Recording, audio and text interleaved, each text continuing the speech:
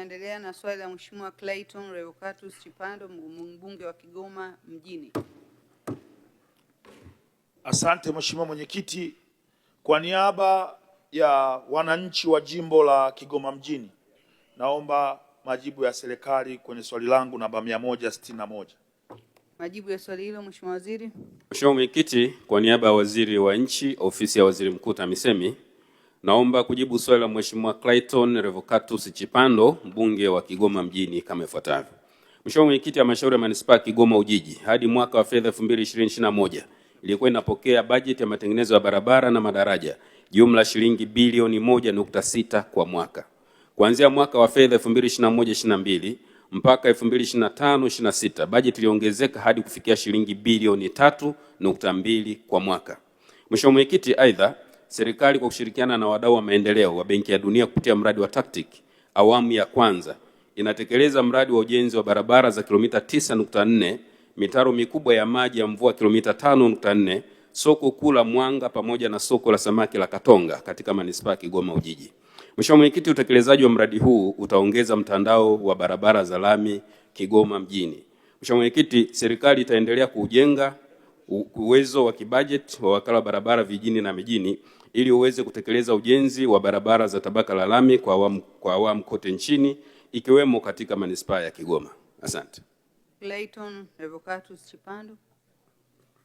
Asante Mheshimiwa Mwenyekiti, pamoja na majibu mazuri ya Mheshimiwa Naibu Waziri wa TAMISEMI, Mheshimiwa Mwenyekiti, nilikuwa na maswali mawili ya nyongeza. Moja litakuwa swali, lakini la pili litakuwa maombi. Swali la kwanza, bwawa la Katubuka linazidi kuwatea madhara makubwa sana wananchi wa kata ya Katubuka, na tayari kulikuwa na mkandarasi pale anaendelea na kazi ya kutoa maji yale kwa kutengeneza mtaro mkubwa ambao ulikuwa unapeleka maji ziwa Tanganyika. Sasa hivi ameondoa vifaa katika eneo la site. Serikali ina mpango gani wa kumlipa yule mkandarasi ili aweze kumaliza kazi ya kuondoa yale maji na kuwaacha wananchi katika makazi yao wakiwa na amani? Lakini ombi la pili, Mheshimiwa Mwenyekiti, nilikuwa naiomba serikali, sisi wabunge pamoja na kufanya maendeleo, lakini tunafanya siasa pia.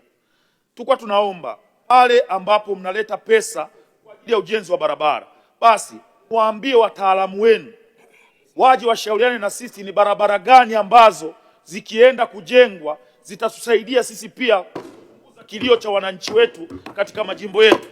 Lakini haiwezekani ukiwa huko bungeni unaambiwa tu greda liko mtaani linafanya kazi. Unaweza kukuta hiyo barabara inayojengwa ni barabara ambayo kwenye ahadi zako kwa wananchi wako haina umuhimu kama kuna barabara zingine. Kwa mfano, kwa ruhusa yako Mwenyekiti, naomba nimtajie barabara 5 ambazo hata nikifa leo naomba zijengwe katika jimbo la Kigoma Mjini. Barabara ya kutokea uwanja wa Lake Tanganyika kupita Buzebazeba sokoni, Rusimbi, kata ya Majengo pamoja na kata ya Machinjioni. Barabara ya kutokea kata ya Mwanga Kaskazini inaitwa barabara ya Serengeti inayounganisha kata ya Mwanga Kaskazini na kata ya Gungu. Barabara ambayo inaunganisha kata ya Buhanda na kata ya Businde. Barabara ambayo inaanzia chini Vamia Bega. Barabara ambayo inaanzia madukani. Mheshimiwa Clayton ameshakuelewa kwa sababu hilo ni ombi sio swali, kwa hiyo Mheshimiwa Waziri ameshakuelewa. Tunashukuru. Nashukuru sana Mwenyekiti, naomba sana Mheshimiwa Waziri ubaki na hizi barabara kichwani hata nikifa leo. Hayo ndo maombi ya wananchi wa Kigoma Mjini. Mheshimiwa Waziri, majibu.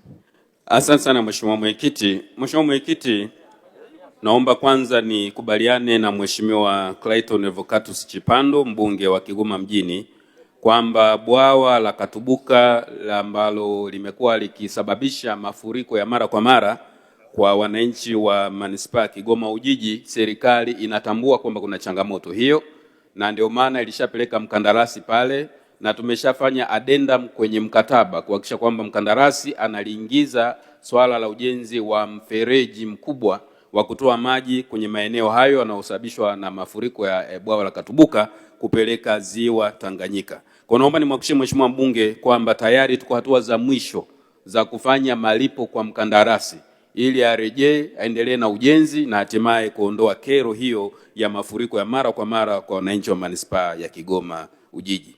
Ni swala la pili, Mheshimiwa Mwenyekiti, ni kweli kwamba kuna fedha ambazo zimeendelea kupelekwa za ujenzi wa barabara kwenye majimbo yote kote nchini likiwemo jimbo la Kigoma Mjini, na hivi karibuni jimbo la Kigoma Mjini imepelekewa jumla shilingi milioni 898 kwa ajili ya kujenga lami ya Baptist mita 800, lakini shilingi milioni 450 kwa ajili ya kujenga barabara ya Zuru kiwango cha zege mita 420, na bajeti ya Kigoma Mjini imeongezeka kwa mwaka 2025-26 kutoka bilioni 3.2 za mwaka uliopita mpaka shilingi bilioni 5.33.